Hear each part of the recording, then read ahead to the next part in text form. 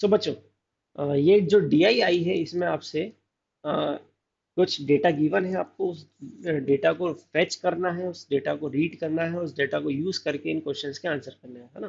तो ये जो DI है किस पर बेस्ड है? कंपनी की है।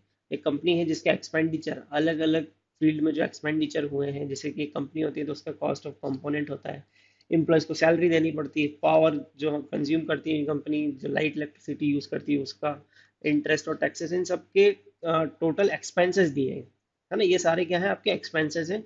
और ये आपका पर्टिकुलर ईयर्स है ना, कि 2000 में कितना एक्सपेंसेस हुआ, 2001 में कितना हुआ, 2002 and so on up to 2004।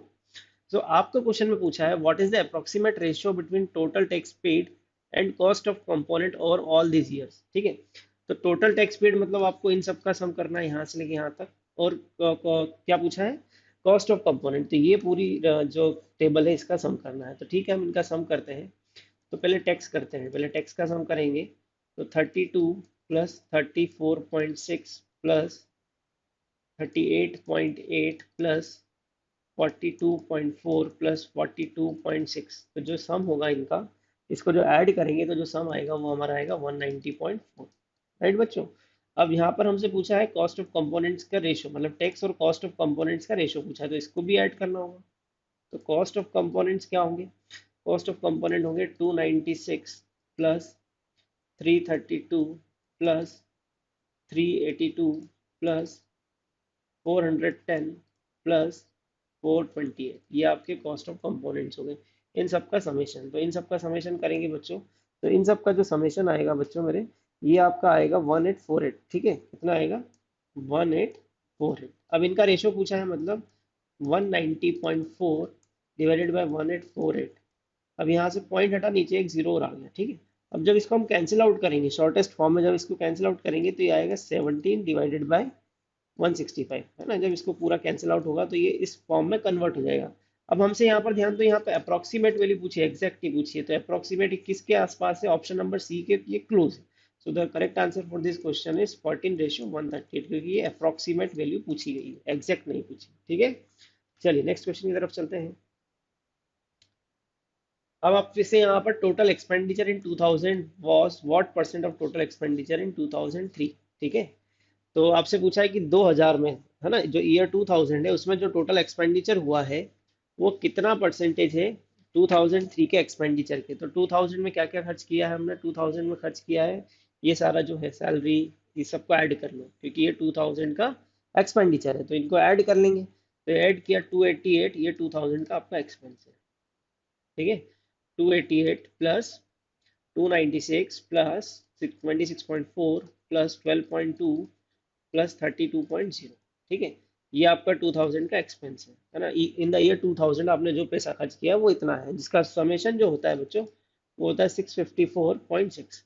अब 2003 में आपने कितना खर्च किया है? 2003 में आपने कितना खर्च किया सर? ये पूरा हमारा 2003 का खर्चा है। इसको ऐड कर लेंगे तो 305 प्लस 410 प्लस 28.6 प्लस 15.2 प्लस 42.4, ये आपका 2003 का एक्सपेंसेस है। इनको ऐड कर लिया, तो इसको ऐड किया तो हमारे पास जो वैल्यू बन के आ रही है वो 801.2 आ रही है। अब हमसे पूछा है कि 2000 में जो पैसा खर्च किया है वो 2003 के कंपैरिजन में कितने परसेंटेज है। तो क्या करेंगे? बस सिंपल से डिवाइड करेंगे, क्योंकि हमसे जिससे कंपैरिजन करने के लिए बोला जाता है उसी से डिवाइड करते हैं इनटू 100। राइट बच्चों। तो यहाँ से जो आपकी वैल्यू मिलेगी आपको, वो मिलेगी 81.7%, ठीक है। So the option number B is the correct answer. Next question. Next question वाला है which year so the maximum increase in salary over previous year, ठीक है। कौन से साल हमको प्रीवियस ईयर के कंपैरिजन में सबसे ज्यादा सैलरी इंक्रीज दिखती हुई मिली है ना। तो देखो, हमें जो सबसे ज्यादा जो डिफरेंस मिल रहा है वो कौन से साल में मिल रहा है बच्चों? वो हमें मिल रहा है 2001 से 2002 में। देखो इनके बीच का डिफरेंस कितना है, जिन दो सैलरी के बीच का डिफरेंस ज्यादा होगा वही हमारा आंसर होगा। तो 2001 इनके बीच का डिफरेंस कितना होगा? 12 में से 6 गए तो 6, और फिर यहाँ पर 12 में से 9 गए तो 3, वो कैंसिल हो गया। तो इनके बीच का डिफरेंस 36, इनके बीच का डिफरेंस आएगा आपका 50। इन दोनों के बीच का डिफरेंस, तो 10 में से 2 गया 8, और ये 10 में से 8 गया तो 2 28 इन दोनों के बीच का। और यहाँ पर तो क्लियरली डिफरेंस कितना है, 18 है।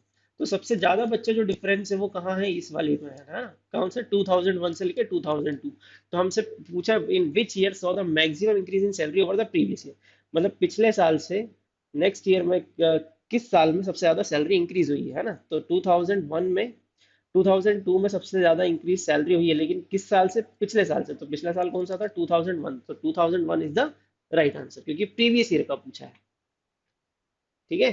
तो जिससे कंपेयर करते हैं ना, देखो जिससे कंपेयर करते हैं उसका यहाँ पर पूछा है कि प्रीवियस ईयर में से नेक्स्ट ईयर कितनी सैलरी इंक्रीज हुई। तो प्रीवियस ईयर से नेक्स्ट ईयर इंक्रीज जो सैलरी हुई 50 रुपीज हुई। तो आपको प्रीवियस ईयर बताना था इसमें। अब नेक्स्ट क्वेश्चन देखते हैं। ये आपकी डीआई है, मिसिंग डीआई बोलते हैं इसको, जिसमें डेटा कुछ मिसिंग होता है। तो पहले इस डेटा को फिल करेंगे, सबसे पहले बच्चों इस डेटा को फिल करेंगे। जो यहाँ पर मिसिंग डीआई है ना, इसको बोलते हैं, ये स्पेशल केस है मिसिंग डीआई, डाटा इंटरप्रिटेशन का टाइप है मिसिंग डीआई, जिसमें कुछ वैल्यूज आपके मिसिंग है। तो उन वैल्यूज को हम सॉल्व करेंगे और उसके बाद पूरा टेबल इजीली आपसे सॉल्व हो जाएगा। ठीक है। तो ये कौन सी डीआई है बच्चों, मिसिंग डीआई।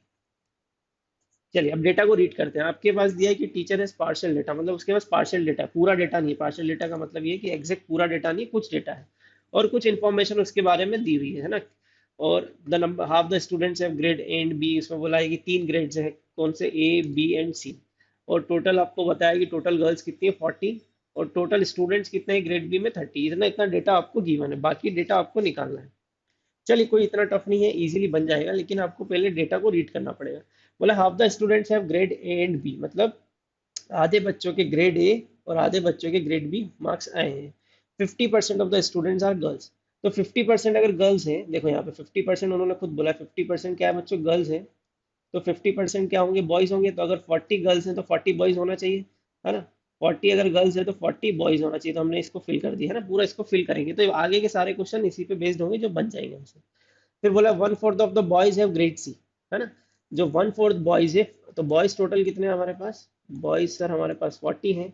तो इसका 1/4 कर दें तो कितना हो जाएगा, 10। तो ये कौन है, ग्रेड सी में है ना। 1/4 बॉयज किस में, ग्रेड सी में। तो बॉयज कितने हैं ग्रेड सी में, 10 है। ठीक है, इतना क्लियर है। अब यहाँ पर एक चीज बोली हुई है, half the students have grade A and half the students have grade B. ठीक है। जो आधे स्टूडेंट्स हैं उनको ग्रेड ए मिला है, और जो आधे स्टूडेंट्स हैं उनको ग्रेड बी मिला है। राइट। अब देखो यहाँ ध्यान से देखो, यहाँ पर बॉयज जिनको ग्रेड ए मिला है वो कितना है, 5 है। जिनको ग्रेड सी मिला है उनको वो कितना है, 10 है। टोटल बॉयज कितने मेरे पास, 40 है। तो ऐसे बॉयज कितने होंगे जिनको ग्रेड बी मिला होगा, वो कितने होंगे, 25 हो जाएंगे, है ना। 40 - 15, क्योंकि टोटल बॉयज 40 है, ग्रेड ए वाले कितने, 5 है, ग्रेड सी वाले 10 है। तो इन दोनों का ऐड करके 40 में से माइनस कर लिया तो 25। ठीक है। अब यहाँ पर हमें समेशन ग्रेड बी का टोटल दिया कि ग्रेड बी में कितने स्टूडेंट्स आए हैं, तो वो टोटल दिया है 30। और बॉयज कितने हैं इसमें, 25 है। तो गर्ल्स कितनी हो जाएगी बच्चों, 5 हो जाएंगी। ये यहाँ भी क्लियर हो गया। ठीक है। अब क्वेश्चन में क्योंकि बोला था कि हाफ द स्टूडेंट्स है ग्रेड ए एंड बी, है ना। तो हाफ द स्टूडेंट्स मतलब 40 स्टूडेंट्स ऐसे हैं जिनको ग्रेड ए और ग्रेड बी मिला है। ठीक है। तो देखो यहाँ पर टोटल कितने हो गए, 30 हो गए। यहाँ पर 5 स्टूडेंट वाले टोटल 35 स्टूडेंट्स ऐसे हो गए जिनको ग्रेड ए एंड बी मिला है। तो ये 5 गर्ल्स ऐसी होंगी जिनको ग्रेड ए मिलेगा, क्योंकि यहाँ पर ऑलरेडी 35 स्टूडेंट्स जैसे हो चुके थे इनको मिलाकर, जिनको ग्रेड ए मिल चुका था, ग्रेड ए या बी मिल चुका था। तो बचे कितने, 40 में से 5 बचे। तो जो गर्ल्स है वो कितनी होंगी, 5 गर्ल्स ऐसी होंगी जिनको ग्रेड ए मिला होगा। ठीक है बच्चों, क्लियर है। अब देखो यहाँ पर ध्यान से समझना। अब आपसे यहाँ पर देखो ध्यान से, ये समेशन दिया है गर्ल्स का। गर्ल्स को जो ग्रेड ए मिला है वो 5 है, ग्रेड बी मिला है वो भी 5 गर्ल्स है। तो ग्रेड सी मिलने वाली गर्ल्स कितनी होंगी, 30 होंगी। कैसे होंगी 30, क्योंकि टोटल नंबर ऑफ गर्ल्स 40 है। ग्रेड ए और ग्रेड बी वाले टोटल कितनी गर्ल्स है, 10 गर्ल्स है। 5 + 5 10, तो 40 में से 10 माइनस किया तो 30। तो ये पूरा डेटा हमने अरेंज कर लिया। अब यहाँ पे भी मैं लिख देता हूँ 5 + 5 10, और 30 + 10 कितना हो गया, ये आपका हो गया 40, है ना। देखो अब इसको सम करोगे, 10 + 30 + 40, तो टोटल ये कितना हो जाएगा, 80 हो जाएगा। राइट बच्चों, तो ये पूरा डीआई हमने सेट कर लिया। अब क्वेश्चन सॉल्व करना तो इजी है, पढ़ना और आंसर करना है। The number of girls who have grade B and the number of girls who have grade C. अब आपसे पूछा है कि ऐसे लड़कियां बताओ जिनको ग्रेड बी मिला और ग्रेड सी मिला है। तो ग्रेड बी कितनी लड़कियों को मिला है, 5 लड़कियों को, है ना। और ग्रेड सी कितनी लड़कियों को मिला है, 30 गर्ल्स को। तो आंसर क्या हो जाएगा, option A is the correct answer. अब नेक्स्ट क्वेश्चन पूछा, the number of girls boys and total number of students is. तो गर्ल्स बॉयज ये तो आपको पता चल गया है, क्योंकि गर्ल्स कितनी है, 40 है, बॉयज भी 40 है। और जब गर्ल्स और बॉयज 40 40 हैं तो टोटल स्टूडेंट्स कितने हो जाएंगे बच्चों, 80 हो जाएंगे, right. Next question, half the students have grade A और B, the number of girls of grade A and B having grade A are. ठीक है, अब बोला है half the students have grade A और B, the number of girls of grade A and total having grade A. ठीक है, तो आपसे बोला है कि ग्रेड ए मिलने वाली लड़कियों का रेशो नंबर्स कितना है ना, the number of girls of grade A and total having grade ए। तो टोटल कितने लोगों को ग्रेड ए मिला था, टोटल कितने देखो अब लड़कियों को ग्रेड ए कितने, कितने लड़कियों को ग्रेड ए मिला था, कितनी गर्ल्स को ग्रेड ए मिला था बच्चों, कितनी गर्ल्स को मिला था, 5 को। और बॉयज, कितने बॉयज को ग्रेड ए मिला था, ये भी 5 थे, है ना, ये ग्रेड ए की बात हो रही है। तो गर्ल्स कितनी होंगी 5, और टोटल कितने होंगे 5 + 5 10, तो क्या होगा आंसर 5, 10 हो जाएगा। तो इसका आंसर क्या हो जाएगा बच्चों 5, 10। क्लियर है। चलिए नेक्स्ट क्वेश्चन देखते हैं, number of boys who have grade B and the number of boys who have grade C. तो number of boys who have grade B कितने स्टूडेंट्स को मिला, देखो यहाँ पर ग्रेड बी मिला 25 को, ग्रेड सी मिला 10 को, बॉयज की बात हो रही है। तो यहाँ पर बॉयज का आंसर क्या हो जाएगा, number of boys who have grade B is 25 and number of boys who have grade C is 10। तो 25, 10। क्लियर। चलिए हम नेक्स्ट डीआई को सॉल्व करते हैं। चलिए बहुत बढ़िया डीआई है, ये भी पाई चार्ट फॉर्म में है। यहाँ पर दो दो अलग अलग डेटा हमें दिए हैं। यहाँ पर कलर्स का पूरा परसेंटेज दिया है ना, बोला है कि in box there are several several balls, एक बॉक्स है जिसके अंदर कई सारी बॉल्स हैं। The pie chart shows the percentage wise distribution of 5 different colours of ball. तो ये जो पाई चार्ट है ये क्या है बच्चों, ये पाई चार्ट है। ये पाई चार्ट ये बता रहा है कि इसके अंदर 5 डिफरेंट कलर्स की बॉल्स हैं, कि टोटल बॉल्स कितनी, टोटल नंबर ऑफ बॉल्स कितनी 1000। ठीक है, लेकिन एक्चुअल में ये सिक्स कलर्स की बॉल्स हैं यहाँ पे, है ना, 6 कलर है। Also the ratio of light and dark shades of 6 colours. तो यहाँ पर 6 कलर्स है, 6 कलर्स का डिस्ट्रीब्यूशन दिया, टोटल नंबर ऑफ बॉल्स हमारे पास 1000 है। कुछ बॉल लाइट शेड में है, कुछ बॉल डार्क शेड में है, तो वो हमें रेशियो दिया हुआ है और उस रेशियो से हमें नंबर ऑफ बॉल्स निकालनी है। ठीक है, चलिए तो स्टार्ट करते हैं। पहले डेटा को हम लिख लेते हैं कि रेड कलर की बॉल्स कितनी है और ऑरेंज कितनी है, वो सब हम निकाल लेते हैं। फिर उसके बाद इसको सॉल्व करना थोड़ा हमारे लिए ईजी हो जाएगा, क्योंकि डेटा ही हमें यूज करना है और डेटा परसेंटेज और पाई चार्ट के फॉर्म में दिया है, तो वो हम पहले क्रैक कर लेते हैं। ठीक है बच्चों, आप लोग भी इसी तरीके से क्या करो, पहले डेटा को निकाला करो फिर उसके बाद सॉल्व किया करो। चलो, तो सबसे पहले हम रेड कलर की बॉल देख लेते हैं। तो रेड कलर की बॉल का कितनी है, 21% है ना, कितनी है 21%। तो 21% ऑफ वॉट 1000, क्योंकि टोटल नंबर ऑफ बॉल्स कितनी है 1000। तो 1000 का 21% कितना हो जाएगा 210। तो मैं इनके सामने लिख देता हूँ, ऑरेंज कलर की 140, ये भी 210, ये 120, ये 140 और ये 180। ये नंबर ऑफ बॉल्स हो गई आपके। ठीक है, अब आपको रेशो दिया है ना, रेड और लाइट और डार्क शेड का। तो मैं यहाँ पे लाइट और डार्क शेड का रेशियो लिखते जाता हूँ, है ना, यहाँ पर वैल्यूज लिखते जाते हैं, या तो कहाँ लिखें, इस तरफ ऐसा बना लेते हैं, एक टेबल बना लेते हैं, क्योंकि उस टेबल से ही हमें आंसर करना है। ये टेबल हमने फिल कर ली, ये आपका कलर्स हो गए, और ये रेड, ये ब्लू, ये ग्रीन, ये पिंक, ये येलो, और ये हो गया आपका ऑरेंज। ठीक है, ये लाइट शेड, डार्क शेड का आपको दिया रेशियो, है ना। और यहाँ पर मैं लाइट और डार्क शेड का क्या लिखूंगा, नंबर लिखूंगा। यहाँ पर लिखूंगा मैं नंबर, और यहाँ लिखूंगा रेशियो। ये रेशियो दिया है तो रेशियो जो दिया है वो लिख देते हैं, 3:4, 5:3, 1:3, 1:7, 9:5, 7:9। ठीक है, ये रेशियो दिया है। अब लाइट और डार्क की नंबर ऑफ बॉल्स कितनी है वो हम देखते हैं। तो रेड कलर की बॉल्स कितनी है बच्चों 210। तो 210 को 3:4 में डिवाइड करेंगे तो 7 हो जाएगा, और 7 को मैं 210 से डिवाइड करूंगा ना, 3, ये क्या होगा देखो, एक मैं बता देता हूँ, 210 को हम 3:4 में डिवाइड करेंगे तो हमें ये टोटल पता है, टोटल कितना है, ये लाइट है और ये डार्क है। 3:4 मतलब कितना हो गया 7 यूनिट सर, और 7 यूनिट की वैल्यू सर 210 है, तो 1 यूनिट की वैल्यू कितनी होगी बच्चों 30 होगी। तो मतलब इसमें 30 से मल्टीप्लाई कर दूँ तो 30 × 3 कितना हो गया बच्चों, 30 × 3 90, और ये हो गया 120। सेम इसी पैटर्न पे हमें करते जाना है ना, एक मैंने बता दिया, बाकी आप कर सकते हैं इजीली। ये 140 दिया है। ठीक है, ब्लू किसका दिया है, ब्लू का 140 दिया। टोटल हमारे पास ब्लू बॉल्स कितनी है 140, और रेशियो 5:3 5:3 दिया है, ठीक है बच्चों। तो इसमें हमने डिवाइड करना है किसको, 5:3 को। तो देखो 140 की वैल्यू, मतलब 8 यूनिट की वैल्यू 140 है, तो 1 यूनिट की वैल्यू हम निकाल लेंगे। 1 यूनिट की वैल्यू कितनी हो जाएगी, 140 डिवाइड बाई 8। तो 1, ये हो जाएगा आपका, 1 टाइम्स गया और बचा 60, ठीक है। तो 8 7 जा, है ना, 8 7 जा 56, 17.5। 1 यूनिट की वैल्यू कितनी हो जाएगी बच्चों, 17.5, ठीक है, क्योंकि टोटल ब्लू बॉल्स 140 है। तो 140 को जब मैं 8 से डिवाइड करता हूँ तो ये बचता है 17.5, है ना। 140 को 8 से डिवाइड करेंगे तो 17.5 बचेगा, ठीक है। अब इस 17.5 से मैं इन सब में मल्टीप्लाई करूंगा, तो 17.5 से इसमें 5 में मल्टीप्लाई किया तो बच्चों ये आएगा 87.5 रेशियो, ये आएगा 52.5, ठीक है। सबकी वैल्यूज निकालनी। ग्रीन बॉल्स कितनी है, ग्रीन बॉल सर हमारे पास कितनी है, ग्रीन बॉल्स 180 है। तो 180 मतलब 4 यूनिट की वैल्यू 180 है, तो 1 यूनिट की वैल्यू कितनी होगी सर, 1 यूनिट की वैल्यू 45 हो जाएगी। तो 45 से मल्टीप्लाई कर दो तो 45, और ये हो गया 135, राइट। इसी तरीके से, इसी पैटर्न से हम सारे वैल्यूज निकालेंगे। पिंक कलर की बॉल्स कितनी है सर, 120। तो यहाँ रेशियो कितना है, 8 है, 1+7 8 हो गया, 120 मतलब फ्री हो गया, 120 को 8 से डिवाइड करा 15, तो ये 15, और 15 7 जा 105, तो ये 105 लिख दिया। फिर उसके बाद यहाँ पे येलो कलर्स की बॉल सर 9:4 में है, जो कि येलो कलर्स की बॉल्स कितनी है, 210 है।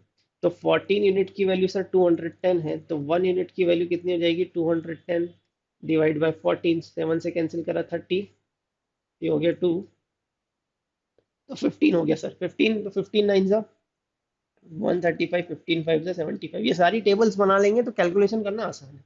ऑरेंज कलर की बॉल्स कितनी है सर, ऑरेंज कलर की बॉल है हमारे पास, कहाँ गया ऑरेंज कलर, ये रहा 140, है ना। और इसका सम कितना हो रहा है, इसका सम हो रहा है 9+7 16, तो 140 डिवाइड बाय 16, तो यहाँ से रेशो आ जाएगा आपके पास, ठीक है।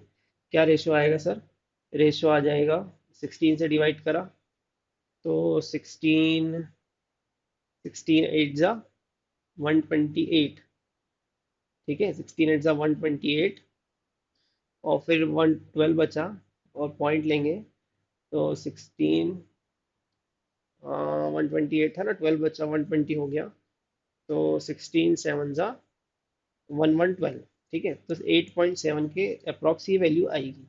तो 8.7 से इसको हम मल्टीप्लाई करेंगे, 7 को ना, 7 को किससे मल्टीप्लाई करेंगे, 8.7 से मल्टीप्लाई करेंगे। तो 8.7 से जब मल्टीप्लाई करेंगे तो ये बन जाएगा आपका 61.25 रेशियो, और फिर जब इसको मैं 9 से मल्टीप्लाई करूंगा तो 78.75 बन जाएगा, ठीक है बच्चों। तो ये कैलकुलेशन पार्ट आप कर लेना, मैंने एक्चुअली वैसे भी करके बता दिया। अब आपसे पूछा how many dark red balls are there in the box, dark red balls कितनी है। तो डार्क रेड बॉल सर कितनी है, देखो यहाँ पे लिखा हुआ 120। तो ये टेबल बनाने के बाद आपको कुछ नहीं करना, सीधा आंसर करना है। तो 120 डार्क रेड बॉल होगी। नेक्स्ट क्वेश्चन क्या है, what is the total number of green balls. तो ग्रीन बॉल्स का परसेंटेज कितना दिया है, यहाँ पर तो ग्रीन बॉल ही पूछी है, तो answer is 180 sir, answer is option B 180, ठीक है। What is the total percentage of orange yellow and pink ball, orange yellow and pink ball कितने परसेंटेज है। तो ऑरेंज बॉल कितनी है, 14% है सर, और पिंक बॉल 12% है सर, और येलो बॉल्स कितनी परसेंट है सर, 21% है सर। तो इनको ऐड कर लेते हैं बच्चों, तो ये कितना हो जाएगा 47%। So the answer is option B, है ना। What is the difference between the number of light red ball and the number of dark yellow ball, ठीक है। अब लाइट रेड और डार्क येलो का आपसे डिफरेंस पूछा है। तो लाइट रेड सर कितनी है, लाइट रेड हमारे पास है 90, और डार्क येलो सर कितनी है, डार्क येलो है सर 75। तो 90 minus 75, so the answer is 15, so the answer is sir 15, ये ऑप्शन ए, ठीक है बच्चों। फिर पूछा what is the ratio of dark pink to the dark green, dark pink और डार्क ग्रीन का आपको रेशियो बताना है। तो डार्क पिंक कितनी है सर, डार्क पिंक हमारे पास 105 है, और डार्क ग्रीन कितनी है 135। क्या बनना चाहिए सर, 105 डिवाइड बाय 135, तो 15 से कैंसिल करा 7:9, ये बन गया, ठीक है। तो आपको जो या तो ऐसा कर सकते हैं हम टेबल पूरी बना लें जैसे मैंने बनाई थी, या तो आप क्या करो, पूरी टेबल ना बनाकर आप उसमें जो वैल्यूज आपसे पूछी, जैसे यहाँ पर डार्क पिंक पूछा तो बस डार्क पिंक का वैल्यू निकालें, क्यों पूरा टेबल बनाना, क्योंकि उसमें टाइम ज़्यादा लगेगा। आपको जिस जिस वैल्यूज का डेटा पूछा है वो डेटा निकाल सकते हैं और आंसर कर सकते हैं, है ना। तो इसमें आपको थोड़ा टाइम बच जाएगा। अभी मैंने क्या सारे डेटा निकाल दिया आपको एक्सप्लेन करने के लिए, तो टाइम ज़्यादा लगा। चलो हम नेक्स्ट डीआई पे मूव ऑन करते हैं। यहाँ पे परसेंटेज वाइज पार्टिसिपेशन दिया स्टूडेंट्स का अलग अलग एक्टिविटीज में, और टोटल नंबर ऑफ स्टूडेंट्स दिए आपको 40, है ना। तो आपसे पूछा है how many students participate in mask making and paper quilling activities, तो यहाँ पर सबका परसेंटेज वाइज डिस्ट्रीब्यूशन दिया है। अब मास्क मेकिंग में कितने स्टूडेंट्स लगे हुए हैं, तो देखते हैं मास्क मेकिंग में कितने लगे हैं sir, 15%। So 15% of what, 15% of 40, क्योंकि यहाँ पर टोटल नंबर ऑफ स्टूडेंट्स कितने हैं, 40 है। कितने स्टूडेंट्स हैं, 40 स्टूडेंट्स बच्चों, है ना। एक second, total number of students कितने बच्चों, 40 है ना। 40 स्टूडेंट्स का 15% निकालना है, तो कितना हो जाएगा सर, ये हो जाएगा 6 हो जाएगा, है ना। 15% ऑफ 40 कितना हो जाएगा सर, 6 हो जाएगा। और इसी तरीके से हमें क्या निकालना है यहाँ पर, पेपर क्विलिंग, पेपर क्विलिंग कितने करते हैं, पेपर क्विलिंग 20% करते हैं, तो 40% ऑफ 20 कितना हो जाएगा, 8 सर, तो 6 + 8 कितना हो गया सर, 14, तो 14 is the correct answer. Next question, how many students did not participate in toy making, toy making में कितने स्टूडेंट्स पार्टिसिपेट नहीं करते हैं। ठीक है, तो टॉय मेकिंग कितने हैं, ये रहा 30%। 30% students, how many students did not participate in toy making, तो टॉय मेकिंग में कितने स्टूडेंट्स पार्टिसिपेट नहीं करते हैं। तो टॉय मेकिंग में कितने स्टूडेंट्स पार्टिसिपेट नहीं करते हैं, यहाँ पे ऐसा आएगा बच्चों ये क्वेश्चन में, how many students participate, correct कर लेना इसको, how many students participate in toy making, ध्यान रखना है ना, क्योंकि जो आंसर है वो 12 है। तो वो इसलिए क्योंकि यहाँ पर ये डिड नॉट लगा दिया तो गलत हो गया, यहाँ पे है question how many students participate in toy making, ठीक है। तो डिड नॉट नहीं आएगा, पार्टिसिपेट, तो 30% of what, 40, so 30% of 40 is nothing but 12. So the answer is 12. Next question. How many students participated in flower making activities? ऐसे कितने students हैं जो फ्लावर मेकिंग एक्टिविटीज में पार्टिसिपेट करते हैं, तो 40%, 25% ऑफ 40, तो ये कितना हो जाता है बच्चों, 10। So the answer is option number B, 10। Clear है बच्चों, तो इसी के साथ आपका ये डीआई वाला सेक्शन खत्म होता है। Thank you so much. Hello everyone, welcome to Super Grades. This is Lakshmikant Dwivedi, Faculty of Logical Reasoning. Today we are going to analyze GIPMAT 2022 Logical Reasoning section. तो देखिए यहाँ पे क्वेश्चन क्या दिया गया है, there is certain relationship between two given terms, one side of proportion and one term is given on the other side of proportion, while another term is to be found from given alternates having the same relation with this term as the terms of given pair। ठीक है, तो यहाँ पे ये जो question दिया गया है ये एनालॉजी का क्वेश्चन दिया गया है, और यहाँ पे ये कहा जा रहा है कि प्रोपोर्शन के लेफ्ट साइड में जो लेटर्स का पेयर दिया गया है इनके बीच में जो रिलेशन बन रहा है वही सेम रिलेशन हमें राइट साइड में फाइंड करना है।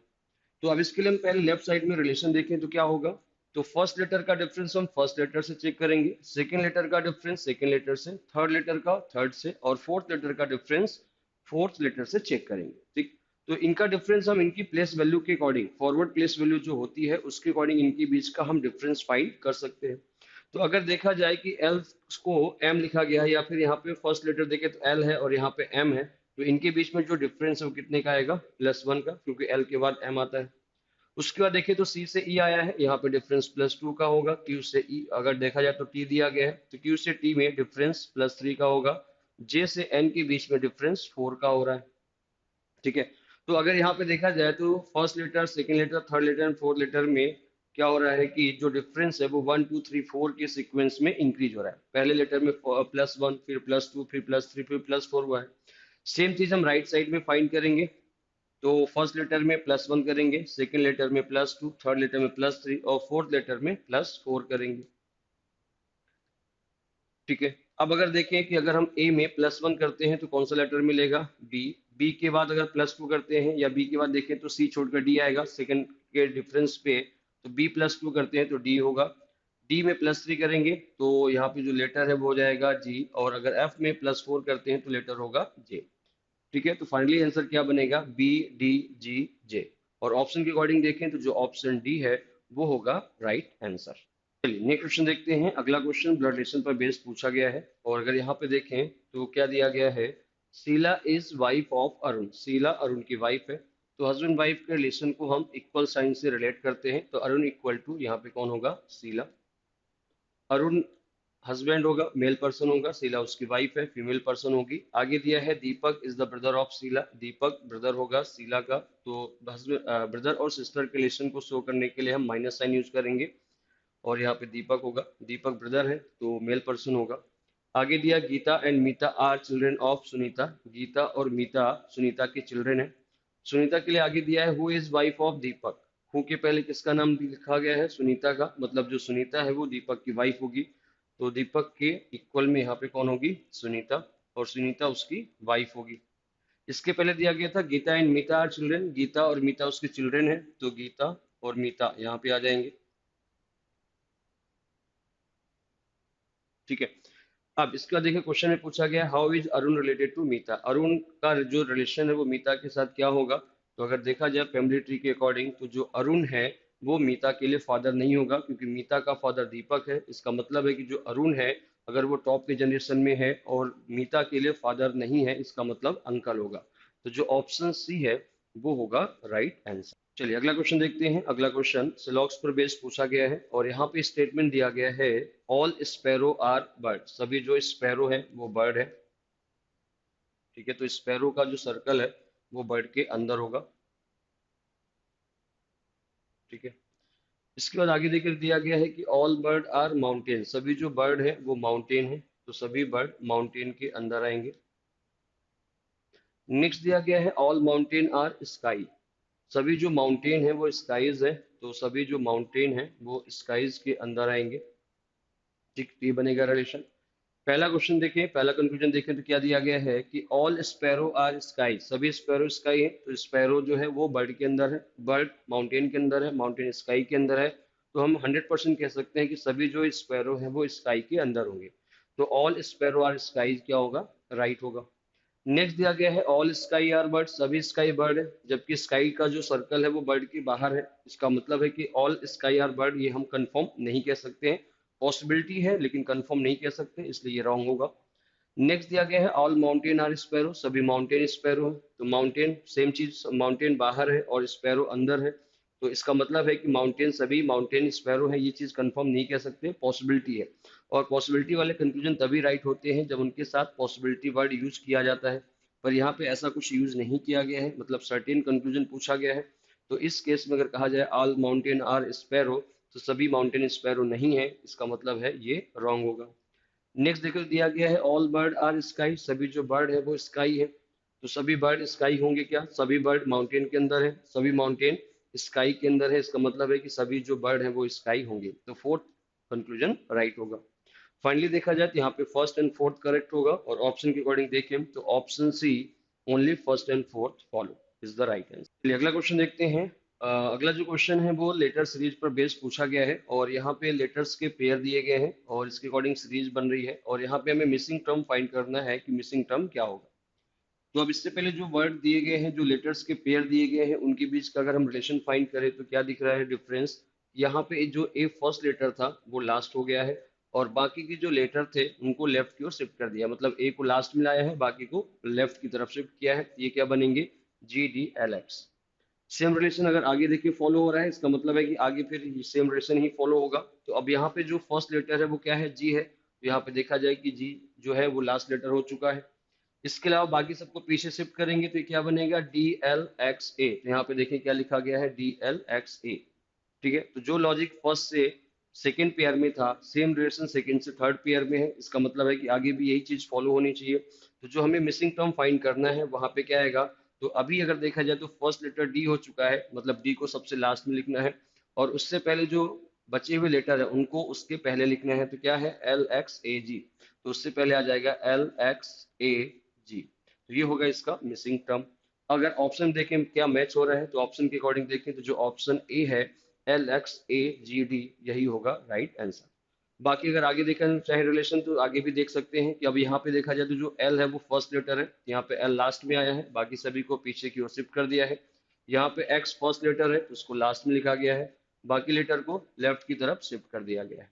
ठीक है, तो सेम लॉजिक के साथ अगर हम फाइंड करते हैं तो जो ऑप्शन ए है वो होगा राइट आंसर। चलिए तो नेक्स्ट क्वेश्चन देखते हैं। अगला क्वेश्चन डेटा एडमिन पर बेस्ड पूछा गया है, और यहाँ पे दिया गया है कि A and C are good in history and biology, A is also good in maths.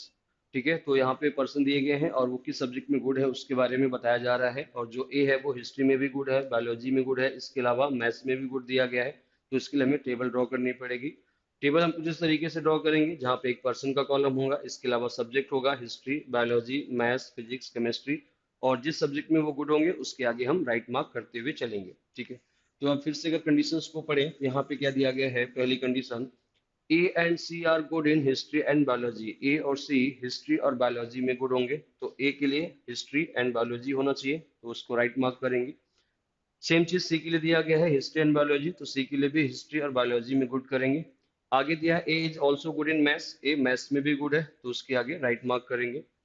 आगे दिया गया है B and D are good in physics, B और डी फिजिक्स में गुड होंगे, तो बी और डी के लिए फिजिक्स में राइट मार्क करेंगे। आगे दिया है A is also good in chemistry, जो ए है वो केमिस्ट्री में भी गुड है, तो वो केमिस्ट्री ए के लिए होगा, तो राइट मार्क करें।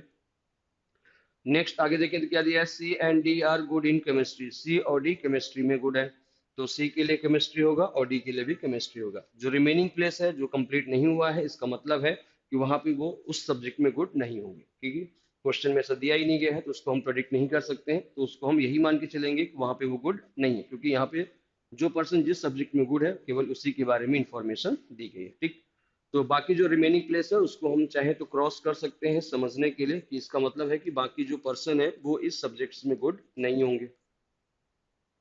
तो फाइनली ये बनेगा टेबल। अब इसके बाद देखिए क्वेश्चन क्या पूछा गया है कि who are good in 4 of these 5 subjects. ऐसा कौन सा पर्सन होगा जो इन 5 में से 4 सब्जेक्ट्स में गुड है। तो अब अगर टेबल में देखें तो कौन दिख रहा है, person A 1 2 3 and 4 history, biology, maths and chemistry में गुड होगा, इसका मतलब है कि पर्सन ए होगा। ए के अलावा अगर देखा जाए तो बी एक ही सब्जेक्ट में है, सी केवल 3 सब्जेक्ट में है, डी केवल 2 सब्जेक्ट में है, मतलब 100% कह सकते हैं टेबल के थ्रू कि केवल पर्सन ए है जो 4 सब्जेक्ट्स में गुड होगा।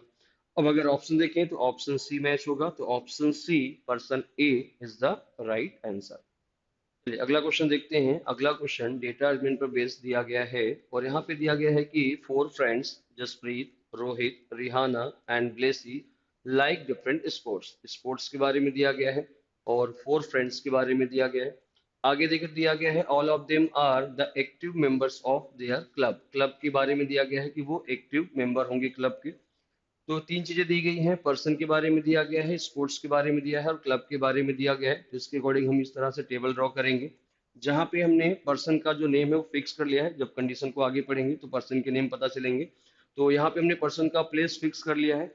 अब हमें सिर्फ इनका स्पोर्ट्स और क्लब डिसाइड करना है कि उनको कौन सा स्पोर्ट्स पसंद है और वो किस क्लब डांस के किस क्लब के मेंबर होंगे। ठीक है, तो देखिए आगे दिया गया है कि 1 person can become a member of 1 club only. यहाँ पे कंडीशन दी गई है कि एक पर्सन एक ही क्लब का मेंबर हो सकता है, वो किन्हीं 2 क्लब से बिलोंग नहीं करेगा। इसके बाद आगे दिया है देयर आर 3 क्लब, उनके नेम दिए गए हैं dance, theatre and eco club in the school. तो स्कूल में 3 क्लब क्लब होंगे जिसके नाम दिए गए हैं डांस, थिएटर एंड इको। ठीक, आगे पढ़े तो दिया गया है Jasprit who like swimming, Jasprit को स्विमिंग पसंद है, तो जहां पे जसप्रीत है स्पोर्ट्स में वहां पे स्विमिंग आ जाएगा। आगे दिया है is not a member of dance club, और ये डांस क्लब का मेंबर नहीं है, तो हम चाहे तो साइड में लिख के कट कर सकते हैं जिससे याद रखना इजी रहेगा कि जो जसप्रीत है वो डांस क्लब का मेंबर नहीं होगा। आगे दिया है Rihana is a member of dance club, जो रिहाना है वो डांस क्लब की मेंबर है, तो यहाँ पे डांस आ जाएगा। But does not like tennis, लेकिन रिहाना को टेनिस पसंद नहीं है, तो इसके लिए फिर से क्या करेंगे, टेनिस को लिखकर कट कर दें। आगे दिया गया है रोहित लाइक बैडमिंटन, रोहित को बैडमिंटन पसंद है, तो जहां पे रोहित है स्पोर्ट्स में वहां पर क्या आएगा, बैडमिंटन। नेक्स्ट दिया गया है आगे इसी में कंडीशन देकर दिया गया है but is not a member of theatre और डांस क्लब, लेकिन जो रोहित है वो थिएटर और डांस क्लब का मेंबर नहीं है। अगर रोहित थिएटर और डांस क्लब का मेंबर नहीं है तो एक ही क्लब बचता है, और वो क्लब कौन सा होगा, इको। मतलब कंफर्म है कि जो रोहित है वो इको क्लब का मेंबर होगा। ठीक, आगे देख दिया गया है कि Blessy is a member of eco club, जो ब्लेसी है वो इको क्लब की मेंबर है, तो यहाँ पे इको आ जाएगा। आगे दिया गया है and does not like swimming and badminton, Blessy को स्विमिंग और बैडमिंटन पसंद नहीं है, तो स्विमिंग और बैडमिंटन यहाँ पे नहीं आ सकता है। इसका देखें तो रिहाना को टेनिस अगर पसंद नहीं है, मतलब कंफर्म है कि ब्लेसी को टेनिस पसंद होगा। ठीक है, तो रिहाना के लिए कौन सा स्पोर्ट्स होगा ये कंफर्म नहीं बता सकते हैं, क्योंकि स्पोर्ट्स के बारे में यहाँ पे इंफॉर्मेशन गिवन नहीं है। और जसप्रीत का क्लब क्या होगा ये भी अभी डिसाइड नहीं कर सकते हैं, थिएटर भी हो सकता है या फिर इको भी हो सकता है। आगे देखो तो क्या दिया गया है कि क्वेश्चन देखिए तो who like badminton and is a member of eco club. ऐसा कौन सा पर्सन है जिसको बैडमिंटन पसंद है और वो इको क्लब का मेंबर होगा। तो टेबल में देखें तो हमें कंफर्म पता चल रहा है कि जो रोहित है वो बैडमिंटन पसंद है, उसको बैडमिंटन खेलता है, और उसका जो क्लब है वो क्या होगा, इको क्लब होगा। तो क्वेश्चन क्या पूछा गया था, who like badminton and is a member of eco club. ऐसा कौन सा पर्सन होगा जिसको बैडमिंटन पसंद है और वो इको क्लब का मेंबर है। तो वो पर्सन कौन होगा, रोहित होगा। इस चीज को हम कंफर्म कह सकते हैं। ठीक है, जसप्रीत के लिए अगर मान के चले कि थिएटर आ सकता है या फिर इको आ सकता है, पॉसिबिलिटी दोनों है। अगर 3 क्लब दिया गया है तो ज्यादा पॉसिबिलिटी यही है कि जसप्रीत के लिए थिएटर ही रिमेनिंग होगा।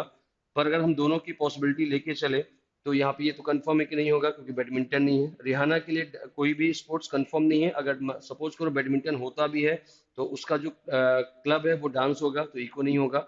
ब्लेसी को कंफर्म है कि टेनिस पसंद है, मतलब इको होगा टेनिस के साथ। तो यहाँ पे बाकी नहीं हो सकते। तो 100% हम कह सकते हैं कि जो ऑप्शन बी है रोहित, यही राइट आंसर होगा। अगला क्वेश्चन देखते हैं। अगला क्वेश्चन लेटर सीरीज पर बेस्ड है और यहाँ पे कहा गया है कि कंप्लीट द सीरीज। सीरीज को हमें कंप्लीट करना है। तो सीरीज को कंप्लीट करने के लिए हम क्या देखते हैं कि फर्स्ट लेटर का डिफरेंस फर्स्ट लेटर से, सेकंड का सेकंड से थर्ड का, और फोर्थ से फोर्थ का डिफरेंस चेक करते हैं। तो अब अगर यहाँ पे देखा जाए तो सी से आई के बीच में अगर हम डिफरेंस देखें तो सी की वैल्यू है 3, आई की वैल्यू है 9, और डिफरेंस देखा जाए तो कितने का होगा, +6 का होगा। ठीक। सेम चीज अगर हम सेकंड लेटर का सेकंड से चेक करें तो ई की वैल्यू 5 होगी, के की वैल्यू होगी 11, 5 से 11 में अगर देखा जाए तो डिफरेंस 6 का होगा। सेम चीज अगर हम एफ से एल के बीच का डिफरेंस देखें तो एफ की प्लेस वैल्यू 6 होगी, एल की वैल्यू होगी 12। तो यहाँ पे भी कितने का डिफरेंस आ रहा है, +6 का आ रहा है। नेक्स्ट अगर देखें तो एच से एन के बीच में एच की वैल्यू 8 होगी, एन की वैल्यू 14 होगी। 8 से 14 में अगर देखा जाए तो डिफरेंस क्या हो रहा है, 6 का हो रहा है। तो सभी में जो डिफरेंस है वो +6 का हो रहा है।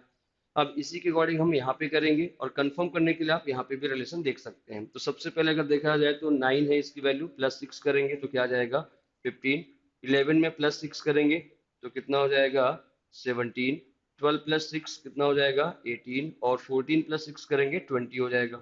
ये हो गया इनका नंबर्स के अकॉर्डिंग डिफरेंस आ जाएगा। अब इनको हम लेटर में कन्वर्ट करें तो जो 15 है वो वैल्यू होती है ओ की, 17 होता है क्यू की वैल्यू, 18 होगा आर के लिए, और 20 होती है टी की वैल्यू। तो इसका जो आंसर है वो क्या होना चाहिए, ओ क्यू आर टी। ठीक है, ऑप्शन के अकॉर्डिंग देखें तो ऑप्शन डी मैच हो रहा है, इसका मतलब यही राइट आंसर होगा। लेकिन कंफर्म करने के लिए हम चाहे तो यही सेम रिलेशन आगे भी देख सकते हैं। तो इनकी प्लेस वैल्यू देखें तो यहाँ पे 21, 23, 24, और ये होगा 26। 15 में अगर हम +6 करते हैं 21 आएगा, 17 में +6 करेंगे 23, 18 में +6 करेंगे 24, और 20 में +6 करेंगे तो 26 आएगा। इसका मतलब है कि जो लॉजिक है वो बिल्कुल सेम चल रहा है, मतलब ये एक पैटर्न को फॉलो कर रहा है। तो 100% हम कह सकते हैं कि इसका जो राइट आंसर है वो क्या होगा, ओ क्यू आर टी होगा। ठीक है, तो यहाँ पे जब भी हम लेटर सीरीज में क्वेश्चंस को सॉल्व करते हैं तो चाहे तो हम सीक्वेंस में देख सकते हैं, क्रम से। अगर क्रम में लॉजिक लग रहा है तो ठीक है, नहीं लग रहा है तो हम फर्स्ट का फर्स्ट से, सेकंड का सेकंड से, थर्ड का थर्ड से, और फोर्थ से फोर्थ का डिफरेंस फाइंड कर सकते हैं, और इसके अकॉर्डिंग इजीली फाइंड कर सकते हैं कि नेक्स्ट टर्म क्या होगा। चलिए अगला क्वेश्चन देखते हैं। अगला क्वेश्चन रिलेशन पर बेस्ड पूछा गया है, और यहाँ पे देखें तो दिया गया है pointing towards a person in a photograph, Rani said. तो यहाँ पे जो पर्सन बोल रहा है वो कौन है, रानी है। तो जो पर्सन बोल रहा है उसको याद रखना जरूरी है, और जिसके लिए बोला जा रहा है उसको भी याद रखना जरूरी है। Pointing towards a person, person की ओर पॉइंट करते हुए रानी ने कहा। तो बोलने वाला पर्सन कौन है, रानी। आगे देखिए दिया गया है कि ही is the only son of the father of my sisters brother. और यहाँ पे जो माई वर्ड आया है वो किसके लिए होगा, जो पर्सन बोल रहा है। और इस क्वेश्चन में बोल कौन रहा है, रानी। मतलब जो माई वर्ड है वो किसके लिए होगा, रानी के लिए होगा। अगर रिलेशन ऑफ के साथ आता है तो यहाँ पे आपको याद रखना है कि हम क्वेश्चंस को रिवर्स क्रम में सॉल्व करते हैं। तो जो सबसे लास्ट वाला ऑफ होगा उसके बाद की जो इन्फॉर्मेशन है इसको सबसे पहले सॉल्व करेंगे। इससे रिलेट करेंगे इस ऑफ के पहले वाली कंडीशन को सेकंड नंबर पे, और उससे पहले हम रिलेट करेंगे सबसे स्टार्टिंग वाली कंडीशन को। तो इसको हम सबसे लास्ट में थर्ड नंबर पे सॉल्व करेंगे। जब हम रिवर्स में सॉल्व करेंगे तो जो पर्सन सबसे लास्ट में आएगा उससे रिलेट करेंगे उससे पहले वाली कंडीशन को। ये थोड़ा सा याद रखना है। तो सबसे लास्ट वाला जो ऑफ है उसके बाद अगर कंडीशन देखें तो दिया गया है माय सिस्टर्स ब्रदर, और माय वर्ड किसके लिए है? रानी के लिए है। इसका मतलब है कि जो रानी है वो रिलेशन को खुद से रिलेट करके बता रही है। तो सबसे पहले यहाँ पे कौन आएगा? रानी आएगी, और रानी ने अपने लिए वर्ड यूज किया है माय, यहाँ पे आएगा माय वर्ड। अब आगे दिया है माय सिस्टर्स ब्रदर, तो रानी की जो सिस्टर है वो यहाँ पर होगी, और सिस्टर का जो ब्रदर है वो यहाँ पे आ जाएगा। ठीक है, इसके पहले देखिए तो क्या दिया गया है? अब इस ऑफ के पहले, अब यहाँ पे देखा जाए तो जो ऑफ है लास्ट वाला ऑफ, उसके बाद अगर हम सॉल्व करते हैं तो सबसे लास्ट में कौन आया है? ब्रदर। तो इसका मतलब ये हुआ कि इस ऑफ के पहले और इस ऑफ के बीच में जो इंफॉर्मेशन दी गई है वो हम ब्रदर से रिलेट करेंगे। तो यहाँ पे सिंपली दिया गया है द फादर, तो मतलब ब्रदर के फादर, तो जो ब्रदर के फादर है वो यहाँ पर आ जाएंगे। तो अब इस समय जो लास्ट पर्सन है वो कौन है? फादर है। अब इसके पहले देखें, इस ऑफ के पहले तो दिया गया है he is the only son. He किसके लिए है? पर्सन के लिए दिया गया है। He is the only son, तो जो पर्सन है वो इस फादर का ओनली सन है। तो इस फादर का जो ओनली सन है वो कौन होगा? ब्रदर होगा। ठीक है, क्योंकि ये मेल मेंबर है, और यहाँ पे दिया गया है ओनली सन है, मतलब यही जो पर्सन है ये ओनली सन होगा। तो जिस पर्सन की बात की जा रही थी क्वेश्चन में वो पर्सन कौन होगा? ये ब्रदर होगा। अब अगर देखा जाए तो क्वेश्चन में पूछा गया है कि how the person in the photograph related to Rani. Photograph में जो पर्सन है वो रानी से किस तरीके से रिलेट करेगा? तो देखा जाए तो वो रानी के लिए क्या होगा? ब्रदर होगा, और option D is the right answer.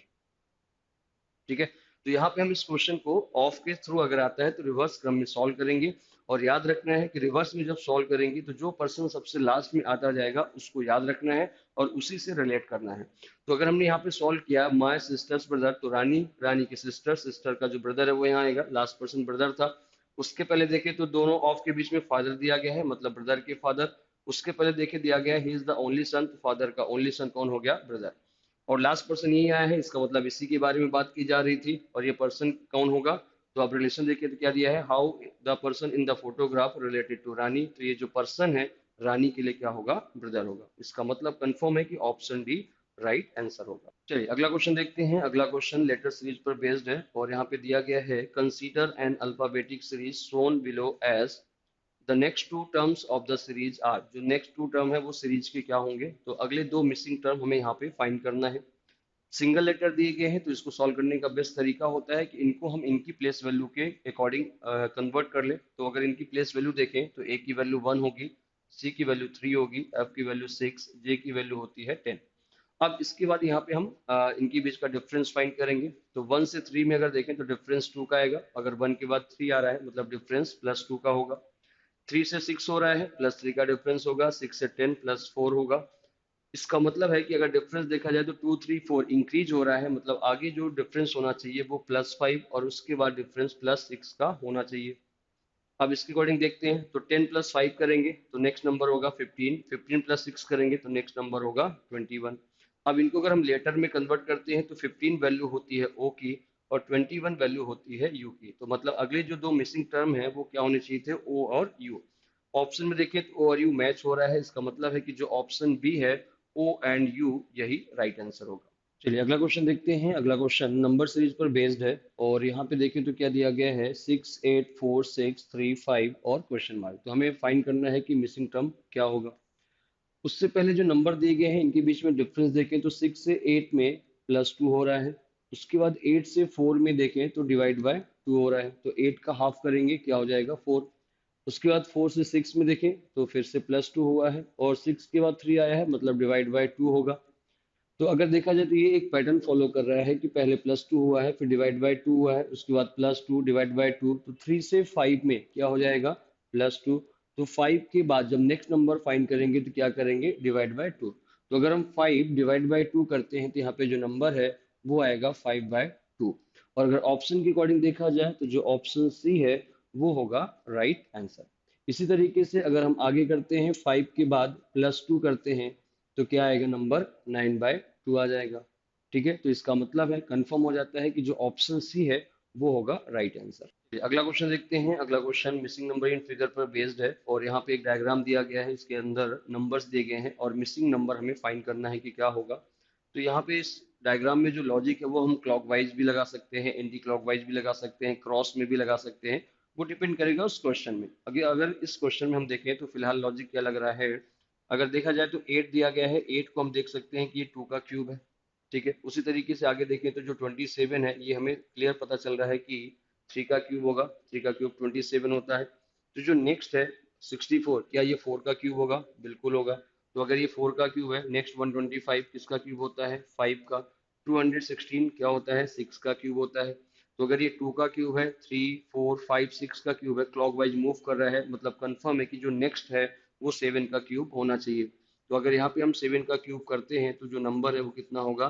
343 होगा। इसका मतलब है कि जो ऑप्शन ए है वो होगा राइट आंसर। तो अगर यहाँ पे हमें क्यूब याद रहते हैं थोड़े बहुत तो लॉजिक लगाना इजी रहता है। यहाँ से हम क्लियर कह सकते हैं कि क्यूब्स के लॉजिक लग रहे हैं और ये क्लॉक वाइज जो है इंक्रीज हो रहे हैं। तो पहले 2 3 4 5 6, तो नेक्स्ट होगा 7 और 7 का क्यूब होता है 343। Option A is the right answer. अगला क्वेश्चन देखते हैं। अगले क्वेश्चन में क्या दिया गया है कि 623 equal to 49, 516 equal to 62 and 438 equal to 89 दिया गया है। तो पूछा गया देन व्हाट इज 583। तो 583 की वैल्यू क्या होगी? तो अब अगर यहाँ पे 623 इक्वल टू 49 दिया गया है तो 623 या 623 में जो लॉजिक लगाएंगे वही सेम लॉजिक हमें बाकी के नंबर्स में अप्लाई करना है। अब यहाँ पे जो हम लॉजिक यूज करेंगे वो अपने मन से कर सकते हैं, plus minus into divide square square root, कोई भी लॉजिक लग सकता है। कोई भी फिक्स पैटर्न नहीं दिया गया है कि क्या करना है। ठीक है, तो अब अगर देखें तो पहले जो पेयर दिया गया है इसमें हम लॉजिक क्या अप्लाई कर सकते हैं? तो अगर हम 6 का स्क्वायर प्लस 2 का स्क्वायर प्लस 3 का स्क्वायर करते हैं, क्या इसके अकॉर्डिंग 49 आएगा? कैलकुलेट करके देखें। तो 6 का स्क्वायर होगा 36, 2 का स्क्वायर होगा 4 और 3 का स्क्वायर होता है 9। अगर हम इन तीनों को ऐड करते हैं 36 प्लस 4 40 प्लस 9 49 हो जाएगा। तो यहाँ से नंबर हमें क्या मिला? 49। अब यही सेम लॉजिक सेम ऑपरेशन हम नेक्स्ट नंबर पे अप्लाई करेंगे 516 में। तो क्या करेंगे? 5 का स्क्वायर प्लस 1 का स्क्वायर प्लस 6 का स्क्वायर इक्वल टू, सॉल्व करें तो 5 का स्क्वायर होगा 25, 1 का स्क्वायर होगा 1, 6 का स्क्वायर होगा 36। अगर इन सभी को हम ऐड करते हैं तो नंबर कितना आएगा? 62 आएगा। यहाँ पे भी मैच हो रहा है। नेक्स्ट देखें यहाँ पे मैच हो रहा है क्या? तो यहाँ पे क्या दिया गया है? 4, तो 4 का स्क्वायर प्लस 3 का स्क्वायर प्लस 8 का स्क्वायर इक्वल टू, 4 का स्क्वायर होगा 16, 3 का स्क्वायर होगा 9 प्लस 8 का स्क्वायर, तो 8 का स्क्वायर कितना हो जाएगा? 64 हो जाएगा इक्वल टू। अब अगर इन सभी को हम ऐड करते हैं तो टोटल कितना आएगा? 89 आ जाएगा। ठीक है, तो यहाँ पे हमने जो ऑपरेशन पहले नंबर पे यूज किया था 623 में और उसके अकॉर्डिंग 49 आया था, वही लॉजिक हमने जब नेक्स्ट नंबर्स में अप्लाई किया तो उसके अकॉर्डिंग भी जो नंबर दिए गए हैं वो मैच कर रहे हैं। इसका मतलब कंफर्म है कि यही लॉजिक हमें 583 पे भी अप्लाई करना है। अब 583 में अगर लॉजिक अप्लाई करेंगे तो क्या हो जाएगा? 5 का स्क्वायर प्लस 8 का स्क्वायर प्लस 3 का स्क्वायर। 5 का स्क्वायर करेंगे कितना हो जाएगा? 25, 8 का स्क्वायर होगा 64 और 3 का स्क्वायर होगा 9। अगर इन सभी को हम ऐड करते हैं तो इनका जो टोटल है वो आएगा 98। और अगर ऑप्शन में देखें तो जो ऑप्शन बी है ये होगा राइट आंसर। अगला क्वेश्चन देखते हैं। अगला क्वेश्चन नंबर सीरीज पर बेस्ड है और यहाँ पे पूछा गया है find the wrong term in the series given below. यहाँ पे हमें रॉन्ग टर्म फाइंड करना है कि इनमें से कौन सा नंबर है जो कि रॉन्ग होगा। तो उसके लिए हम सबसे पहले इनके बीच का डिफरेंस देखेंगे और डिफरेंस के बाद लॉजिक अप्लाई करेंगे कि किस तरीके से डिफरेंट फाइंड कर सकते हैं कि कौन सा जो टर्म है वो रॉन्ग होगा। तो पहले हम 1 से 9 के बीच का डिफरेंस देखें तो यहाँ पे 8 का डिफरेंस होगा। 9 से 33 में डिफरेंस 4 का है। 33 से 105 में डिफरेंस 72 का है। नेक्स्ट जो डिफरेंस है वो 53 का है। अब अगर इनके बीच में रिलेशन नहीं समझ में आ रहा है तो एक बार और देखें डिफरेंस क्या हो सकता है। तो अब 8 से 4 के बीच का रिलेशन देखें तो यहाँ पे क्या हो रहा है? इंटू 3 हो रहा है। तो अगर हम 24 से 72 में देखेंगे तो यहाँ पे भी इंटू 3 होना चाहिए, है ना। 8 में 3 मल्टीप्लाई करने पे 24 आ रहा है, 24 में 3 मल्टीप्लाई करने पर 72 आ रहा है। इसका मतलब है कि आगे भी इंटू 3 होना चाहिए था। तो अगर हम 72 में 3 का मल्टीप्लीकेशन करते हैं तो जो नंबर है वो आना चाहिए था 216। तो यहाँ पे डिफरेंस 216 का होना चाहिए था लेकिन डिफरेंस क्या दिया गया था? 53। इसका मतलब है कि 105 के बाद का जो नंबर है वो रॉन्ग होगा। तो 105 और अगर हम 216 को ऐड करते हैं तो यहाँ पे आंसर 321 होना चाहिए। तभी ये क्या होगा? एक पैटर्न एक सीक्वेंस को फॉलो करेगा। लेकिन यहाँ पे डिफरेंस था 8, 24, 72 और यहाँ पे दिया गया था 53 और जबकि आना क्या चाहिए था? 216। तो अगर हम 105 216 को ऐड करते हैं तो नंबर हमें क्या मिलता है? 321। इसका मतलब है कि जो रॉन्ग नंबर है वो क्या होगा? 158 होगा। और अगर ऑप्शन के अकॉर्डिंग देखें तो जो ऑप्शन ए है वो होगा राइट आंसर। अगला क्वेश्चन देखते हैं। अगला क्वेश्चन डायरेक्शन पर बेस्ड है और यहाँ पे दिया गया है a man walk 3 kilometre towards east from his house. एक पर्सन है जो अपने हाउस से 3 किलोमीटर का डिस्टेंस कवर करेगा। तो मान लेते हैं ये पर्सन का हाउस होगा और यहाँ से वो 3 किलोमीटर ईस्ट की तरफ कवर करेगा। ठीक है, आगे दिया गया he then turn south and walk 4 kilometre. यहाँ से वो साउथ में टर्न करेगा और 4 किलोमीटर का डिस्टेंस कवर करता है।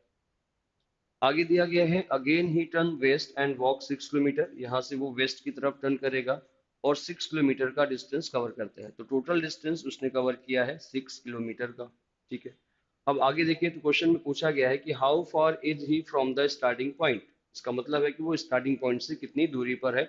दैट इज हिज हाउस, मतलब वो अपने हाउस से कितनी दूरी पर है ये हमें फाइंड करना है। तो स्टार्टिंग पॉइंट से एंड पॉइंट को कनेक्ट करें या उसके हाउस से हम उसके एंड पॉइंट को अगर हम कनेक्ट करते हैं, ठीक है, तो ये हमें डिस्टेंस फाइंड करना है। पर इस डिस्टेंस को हम डायरेक्ट फाइंड नहीं कर सकते हैं क्योंकि इसके पैरेलल कोई भी डिस्टेंस नहीं है। तो हमें यूज करना पड़ेगा पाइथागोरस थ्योरम।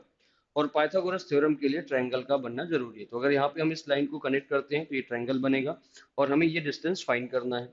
तो उसके लिए हम मान सकते हैं कि ये पॉइंट ए होगा, ये होगा पॉइंट बी और ये होगा पॉइंट सी। अब हमें ए सी की वैल्यू फाइंड करना है, मतलब हाइपोटेनियस फाइंड करना है। तो हाइपोटेनियस के लिए पहले बेस और परपेंडिकुलर की वैल्यू मालूम होनी चाहिए। चेक करें तो अगर यहाँ पे डिस्टेंस 4 है तो BC की वैल्यू भी क्या होगी, 4 होगी, क्योंकि आमने सामने का जो डिस्टेंस है वो हमेशा बराबर होता है। अगर ये डिस्टेंस 3 किलोमीटर का है तो इसके अपोजिट में भी डिस्टेंस क्या होगा, 3 किलोमीटर का होगा। चूंकि टोटल डिस्टेंस 6 किलोमीटर का था तो अगर यहाँ पे 3 किलोमीटर है तो ये बचा हुआ डिस्टेंस भी क्या होगा, 3 किलोमीटर होगा। मतलब AB की वैल्यू होगी 3 किलोमीटर और BC की वैल्यू होगी 4 किलोमीटर। अब यहाँ पे अगर हम पाइथागोरस थ्योरम यूज करते हैं तो पाइथागोरस थ्योरम का फॉर्मूला क्या होता है, AC² equal to AB² plus BC²। मतलब हाइपोटेनियस का स्क्वायर इक्वल टू बेस का स्क्वायर प्लस परपेंडिकुलर का स्क्वायर। अब वैल्यू पुट करो तो AB की वैल्यू है 3 तो यहाँ पे हम करेंगे 3 का स्क्वायर, BC की वैल्यू है 4 तो 4 का स्क्वायर हो जाएगा। अब इसको अगर सॉल्व करें तो 3 का स्क्वायर होगा 9, 4 का स्क्वायर होगा 16, दोनों को ऐड करेंगे टोटल आएगा 25। लेकिन ये जो वैल्यू है ये AC² की, हमें वैल्यू चाहिए AC की, तो स्क्वायर रूट करेंगे तो यहाँ पे AC की जो वैल्यू है वो आ जाएगी 5 किलोमीटर। और यही पूछा गया था कि AC के बीच का जो डिस्टेंस है वो क्या होगा। तो स्टार्टिंग पॉइंट से या उसके हाउस से जो डिस्टेंस है एंड पॉइंट का वो क्या होगा, वो होगा 5 किलोमीटर। मतलब जो ऑप्शन सी है वो होगा राइट आंसर। अगला क्वेश्चन देखते हैं। अगला question missing number in figure पर बेस्ड है और यहाँ पे हमें फाइंड करना है कि ये मिसिंग नंबर यहाँ पे क्या होगा। तो अब उसके पहले रिलेशन देख लेते हैं। तो 66 से 198 में अगर देखें तो रिलेशन क्या हो रहा है, 3 मल्टीप्लाई करने पर आएगा। तो 66 अगर इंटू 3 करते हैं तो 198 आएगा। उसी तरीके से अगर हम 198 इंटू 3 करते हैं तो 594 आएगा। तो 66 में 3 मल्टीप्लाई करने पर 198 आ रहा है, 198 में 3 मल्टीप्लाई करने पर 594 आ रहा है। अब यहाँ पे ऑप्शंस देखें तो सभी जो नंबर्स है वो क्या है, छोटे नंबर है। इसका मतलब है कि 66 से उसका रिलेशन होगा। तो 66 में डिवाइड कर दें या फिर यहाँ पे ऐसा कोई नंबर आना चाहिए जिसमें 3 मल्टीप्लाई करने पर 66 आना चाहिए। ठीक है, तो अब इसके लिए हमें क्या करना पड़ेगा कि 66 डिवाइड बाई 3 करते हैं तो कितना आएगा, 22 आएगा। या फिर ये कहें कि अगर हम 22 इंटू 3 करते हैं तो क्या आएगा, 66 आएगा।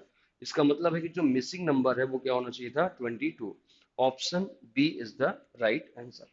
चलिए अगला क्वेश्चन देखते हैं। अगला क्वेश्चन लॉजिकल वेन डायग्राम पर बेस्ड है और यहाँ पे पूछा गया है which of the following diagram indicate the best relation among deer, lion and animal. तो डियर और लायन के बीच में कोई रिलेशन नहीं बनेगा, दोनों डिफरेंट हैं। लेकिन दोनों ही क्या है, एनिमल है। तो ये दोनों कहाँ पर आएंगे, एनिमल के अंदर आएंगे। इसका मतलब है जो ऑप्शन ए है वो होगा राइट आंसर। तो डियर और लायन के बीच में रिलेशन नो का रहेगा, लेकिन डियर और एनिमल के बीच में ऑल का रिलेशन होगा। लायन और एनिमल के बीच में ऑल का रिलेशन होगा। इसका मतलब है कि डियर और लायन एनिमल के अंदर आएंगे लेकिन दोनों का आपस में कोई रिलेशन नहीं होगा। तो इसके अकॉर्डिंग देखें तो जो ऑप्शन ए है वो होगा राइट आंसर। चलिए अगला क्वेश्चन देखते हैं। अगला क्वेश्चन एनालॉजी पर बेस्ड है और यहाँ पे क्या दिया गया है कि बॉटनी और प्लांट्स के बीच में जो रिलेशन है वह रिलेशन हमें एंटोमोलॉजी का फाइंड करना है। तो बॉटनी और प्लांट्स के बीच में रिलेशन देखा जाए तो क्या है कि study of plants is called botany. Plants की जो स्टडी है वो बॉटनी कहलाता है। उसी तरीके से जो एंटोमोलॉजी है वो क्या होगा, तो study of insects is called entomology. तो जो ऑप्शन डी है वो होगा इसका राइट आंसर। तो इंसेक्ट्स की जो स्टडी है वो क्या कहलाती है, एंटोमोलॉजी। तो जो रिलेशन बॉटनी और प्लांट के बीच में, वही सेम रिलेशन किसके बीच में बनेगा, एंटमो और इंसेक्ट्स के बीच में। तो option D is the right answer. चलिए अगला क्वेश्चन देखते हैं। अगला क्वेश्चन मैथमेटिकल ऑपरेशन पर बेस्ड है और यहाँ पे दिया गया है if plus means divide, divide means minus, minus means multiply, multiply means plus, then find the value of the following. तो यहाँ पे पहले हम क्या करेंगे, कंडीशन के अकॉर्डिंग साइंस को रिप्लेस करेंगे और उसके बाद सॉल्व करेंगे। तो सबसे पहले हम साइन को रिप्लेस करते हैं।